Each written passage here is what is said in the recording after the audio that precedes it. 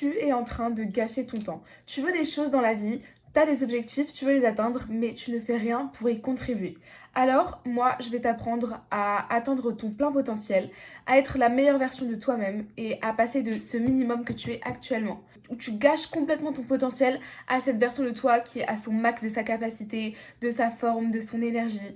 Donc reste jusqu'à la fin de la vidéo et je vais tout te dire. Alors si jamais tu me connais pas, moi c'est Sarah, j'ai 17 ans et j'aime beaucoup le développement personnel. C'est quelque chose qui m'a personnellement aidé à évoluer dans ma façon de penser, ma forme, parce que ça m'a aidé à prendre soin de mon corps beaucoup plus qu'avant.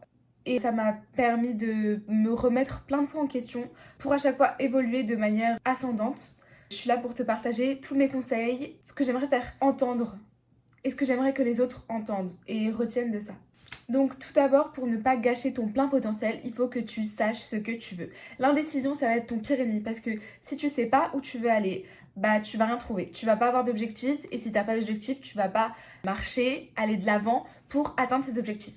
Donc déjà, il va falloir que tu te fixes des objectifs et que tu sois le moins indécis possible. Je sais que c'est difficile, moi-même je suis indécise, j'ai beaucoup de réflexions parfois qui n'aboutissent pas en fait. Il faut que tu décides un maximum de ce que tu veux faire et que tu sois sûr et certain de cet objectif, de ces buts-là, que ce soit ça que tu veux faire dans la vie. Et pour ça, bah, il va falloir que tu testes, que tu essayes, que tu échoues, que tu réessayes, que tu changes de domaine, que tu changes de sujet. Tout ça pour trouver ce qui t'anime et ainsi tu vas te fixer des objectifs. Qu'est-ce que tu veux faire dans 5 ans? Où est-ce que tu veux être dans 2 ans? Fixe-toi des objectifs limite à la semaine. Qu'est-ce que tu as envie d'accomplir cette semaine? Où est-ce que tu veux aller? Qu'est-ce que tu veux faire? Faut que tu te poses tout plein de questions pour te fixer tes buts clairs et précis. Pose-toi les bonnes questions pour déterminer tes objectifs. Et où est-ce que tu veux être après? Et qu'est-ce que tu dois faire pour y parvenir? Donc pour ça, déjà, tu vas mettre des habitudes concrètes en place dans ta routine pour atteindre ces objectifs.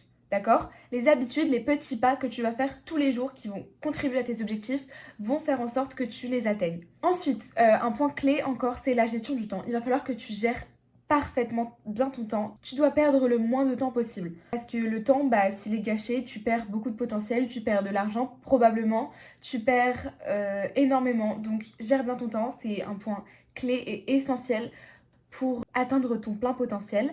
Moi, ce que je te conseille, c'est d'essayer le time boxing, par exemple avec Google Calendar, où tu vas programmer tes journées, donc tes temps de pause, tes temps de travail dans un domaine, dans l'autre, tes activités, qu'est-ce que tu fais.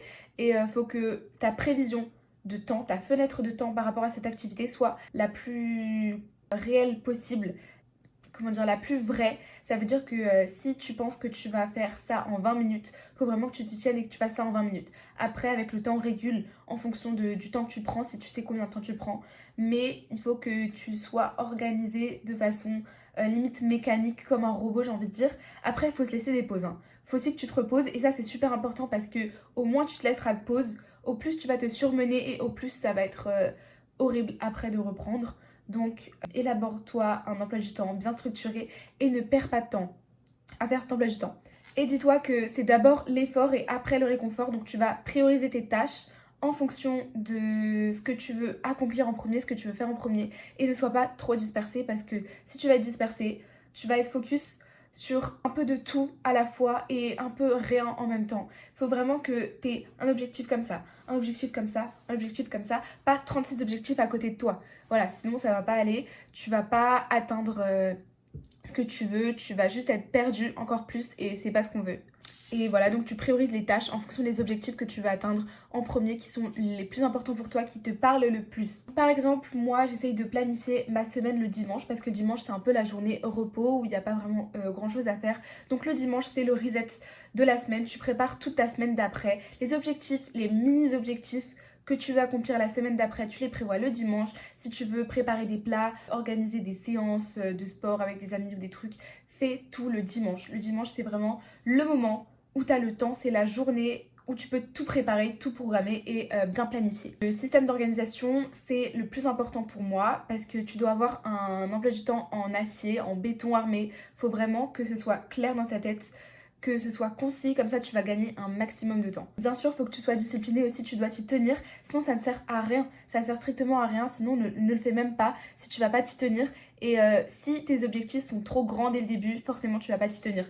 Donc privilégie de faire des petits pas, mais de les faire constamment, que un trop grand pas que tu ne réussiras pas à répéter dans le futur. J'ai aussi vu un espèce de cadre pour les to-do list si jamais ça peut t'aider. Si t'es un peu perdu dans la priorisation des tâches, qu'est-ce que tu dois faire en premier? Je vais mettre juste ici à l'écran. Et donc en gros, c'est un système qui te donne les choses les plus importantes que tu dois faire, les plus importantes et les plus urgentes, qui vont être ta priorité. Et donc ce que tu dois faire tout de suite. Celles qui sont importantes mais pas urgentes, tu vas devoir les programmer. Celles qui sont ni importantes ni urgentes, tu vas tout simplement les supprimer. Et celles qui sont urgentes mais pas importantes, essaye de les déléguer. Certes, ça va prendre du temps d'organiser tout ça, mais au moins quand c'est fixé, ça va être fixé et ça va être répétitif en continu. Ça va pas vraiment changer et ça va te faire optimiser ton temps de malade.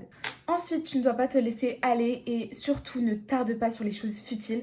Moi, j'ai un défaut, c'est que j'ai essayé beaucoup d'être perfectionniste et ça me fait perdre énormément de temps. Je voulais faire un emploi du temps joli, un emploi du temps esthétique, un emploi du temps qui me donne envie de le regarder, mais ça fonctionne pas vraiment. Ça va juste me faire perdre du temps à chercher des photos, des idées, des choses qui ne vont servir justement à rien parce que c'est pas quelque chose que je vais devoir montrer, qui va devoir attirer le regard, c'est juste quelque chose pour moi. Donc évite un maximum de passer du temps sur l'esthétique quand c'est pas nécessaire parce que ça peut être un piège en fait. Si tu vas dedans, si tu vas dans ce piège, tu vas tout simplement perdre énormément de temps et c'est pas le but, c'est pas le but. Donc évite de faire un beau planning calendrier, il faut que tu sois un maximum efficace. Je dis pas, je suis pas parfaite, ça m'arrive encore, mais il faut vraiment que tu limites ça. Cette envie perfectionniste toujours d'être parfait, c'est pas possible, c'est juste pas possible. Ensuite, le point important que je veux aborder aussi, c'est qu'il faut que tu te corriges. Il faut que tu apprennes de tes erreurs. Dès que tu t'es mal organisé, dès que tu as voulu faire quelque chose mais que tu n'as pas pu le faire, faut que tu apprennes de ça, faut que tu corriges les trajectoires pour bien marquer la fois d'après. Tu peux le noter et l'ajuster après, donc le re-regarder, le relire vraiment pour que tu vois les erreurs que tu as fait, que tu en aies conscience et que tu les évites un maximum. Par exemple, moi quand je rentrais des cours, je sais que j'avais souvent tendance à prendre un goûter. Un goûter, c'est censé être léger, hein. Moi je prenais des gros goûters, genre je mangeais tellement de trucs que après je me sentais super lourde, j'avais mal au ventre. Et là, bonne chance pour attaquer les devoirs, j'arrivais juste pas à me concentrer, j'avais genre vraiment cette sensation d'être super lourde. Du coup, j'évite un maximum de prendre des gros goûters comme j'ai envie, mais c'est parce que la journée elle me fatigue à chaque fois. Et du coup, quand je rentre, j'ai besoin de manger, mais je mange trop. Il faut que tu contrôles les mauvaises habitudes que tu as. Par exemple, moi, c'était les goûters du coup qui m'ont pas aidé, qui m'ont un peu détruit ma productivité. Mais j'essaye de rattraper ça, de corriger cette trajectoire pour maintenant pouvoir passer à l'action directement, travailler et être bien focus. Et maintenant, je l'ai retenu et je le fais très rarement. Ça va. Ou alors je me suis adaptée et je mange un peu plus tôt ou des choses comme ça. Il y a une phrase que je trouve très importante et qu'il va falloir que tu retiennes. Dis-toi que la première fois, ça peut arriver. La deuxième fois, c'est un choix. Tu as fait une erreur. Si tu l'as refait, c'est que tu l'as choisi. D'accord? Donc note bien cette phrase. Affiche-la quelque part. Mais vraiment, elle est importante. Il faut que tu la retiennes et elle va te pousser de l'avant. Et cette phrase, elle s'applique pour TikTok, pour la procrastination. Dès que tu dis quelque chose mais que tu vas pas le faire, tu l'as tout simplement choisi en fait. Tu as choisi de pas le faire. Alors pourquoi tu vas culpabiliser après de pas l'avoir fait si tu avais le choix de le faire? Faut que tu le fasses et c'est super important, retiens-le bien. Sinon tu gâches tout simplement le potentiel qui est en toi, la meilleure version de toi qui aurait pu le faire. Tu l'empêches d'avancer et tu la laisses partir. Ensuite, il faut que tu gères bien ton énergie et donc que tu prennes soin de ta santé. Par exemple, moi quand je mangeais trop, j'avais ce problème d'énergie, je me sentais super fatiguée, super lourde, impossible de me concentrer. Donc prends soin de ton corps et ton corps te le rendra super bien. Si tu dors pas assez, pareil, tu seras trop faible, en manque d'énergie, pas assez concentré et tu vas faire les choses à moitié. Ça veut dire que si tu as une tâche à faire mais que t'es pas complètement dedans, tu vas perdre beaucoup de temps. Tu vas pas optimiser ton travail parce que tu seras pas concentré, tu pourras pas bien retenir les infos ou faire les choses que tu devras faire. Par exemple aussi si je fais pas de sport ou de méditation, enfin de choses pour extérioriser un petit peu mes émotions, je vais me sentir nerveuse ou alors je serai frustrée, enfin j'aurai des problèmes. Donc le sport ça aide énormément au niveau du mental, pour te décharger le mental, pour penser à autre chose, sortir, aller marcher, aller courir. Ça te permet d'évaporer un peu tes idées, de les laisser sortir et ça va t'alléger d'un poids que tu peux avoir à force de travailler. C'est aussi excellent pour déstresser, par exemple faire de la méditation, couper toutes les distractions. C'est vraiment un temps que tu peux mettre dans ta routine, un temps de pause qui va optimiser ton travail après parce que tu seras beaucoup plus opérationnel à faire les choses que tu devais faire. Par rapport au sommeil aussi, il faut que tu te couches à des heures régulières parce qu'un cycle régulier, ça va booster ta productivité. Si tu te couches et tu te réveilles aux mêmes heures tous les jours, tu ne seras pas désorienté au réveil.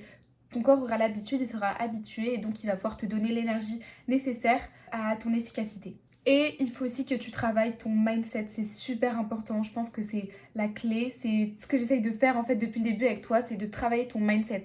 Donc il faut que ton mental il soit constamment stimulé par un mode de pensée qui est positif, qui va te faire aller de l'avant. Par exemple, suis des chaînes qui vont t'encourager à faire ça, enfin des chaînes. Ça peut être des comptes TikTok, des comptes Instagram, des chaînes YouTube, peu importe, par exemple la mienne. Mais suis-les pour tout simplement faire évoluer ta façon de penser et donc t'adapter à ce désir de grandir. Et rappelle-toi surtout que tu n'as pas perdu tant que tu n'as pas abandonné, d'accord? Si tu continues, si tu n'arrêtes jamais, si tu ne lâches pas, tu n'as pas perdu. Un petit tips aussi que je t'aurais donné, c'est qu'il faut que tu visualises tes objectifs tous les jours. Quotidiennement, tu dois visualiser tes buts, là où tu veux être, tu dois le visualiser pour être vraiment focus dans cette idée d'atteindre cet objectif et d'y être un jour réellement, d'accord? En visualisant ça, tu vas te rapprocher de ton objectif, tu vas avoir envie de plus en plus de l'atteindre et donc tu vas faire les choses nécessaires pour y parvenir. Ça va te changer la vie, ça va booster ta confiance en toi quand tu diras les choses, quand tu les feras, quand tu verras ces choses et quand tu les auras atteints. Ça va vraiment te donner un sentiment d'accomplissement dont tu ne pourras pas mieux rêver en fait. Tu ne pourras pas mieux tomber qu'avec ce sentiment d'avoir réussi à faire quelque chose, d'avoir réussi ce que tu voulais faire et ça va être incroyable. Donc ne lâche pas. Et il y a des cas où des fois tu as beau avoir donné ton maximum, tu n'as pas forcément réussi. Alors sache que de ça, il va falloir en tirer des leçons. Si tu n'as pas réussi, c'est qu'il manquait quelque chose, c'est qu'il n'y avait pas tous les éléments pour que tu puisses atteindre cet objectif.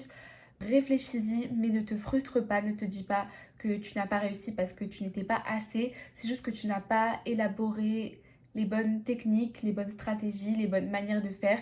Tu dois apprendre de ces erreurs-là pour avancer davantage et surtout ne rien lâcher, c'est super important. En apprenant de tes erreurs, tu feras toujours mieux. Tu ne pourras pas régresser. Si tu apprends de tes erreurs, tu iras forcément de l'avant. Ce qui est important aussi, c'est de traquer ses progrès. Donc pour avoir ce sentiment d'accomplissement, comme je disais avant, commence par faire un Notion par exemple, ou alors du journaling où tu dis tout simplement ce que tu penses actuellement, ce que tu vois, où est-ce que tu en es, comment tu te sens, et comme ça, relis-les longtemps après ou quelques temps après pour voir un petit peu ton évolution, qu'est-ce qui a changé dans ton mindset ou alors dans tes habitudes et tout simplement optimiser tout ça. C'est la même chose que se corriger. Tu vois que là, tu avais fait une erreur, tu y as pensé, tu y repenses encore et tu la corriges mieux en mettant des stratégies qui vont être beaucoup plus efficientes et efficaces. Ça va aussi te prouver que tu n'auras pas stagné quand tu auras des downs, des moments où tu te sentiras moins bien parce que ça arrive et tu passes forcément par là, c'est omniprésent. Donc des fois tu vas avoir des bas et pour ça, faut pas lâcher. Encore une fois, je le redis, je vais le répéter tout le temps, mais c'est vraiment quelque chose qui me tient à cœur de te dire de ne pas lâcher. Parce que si tu poursuis pas les choses que tu veux atteindre, qui va les atteindre pour toi finalement? Donc c'est super important de prendre des preuves de son avancée et d'avancer. Peut-être que tu vas être lent au début, peut-être que tu vas pas trop avancer, que tu vas stagner, mais tant que tu n'arrêtes pas, tu vas pouvoir atteindre ce potentiel que tu cherches tant. Donc voilà, c'est la fin de la vidéo. On a abordé tous les points et les conseils que je voulais te partager. J'espère que ça t'a aidé et surtout retiens-les bien, retravaille-les avec ton temps personnel, retravaille tout ça et sur ce, je te laisse.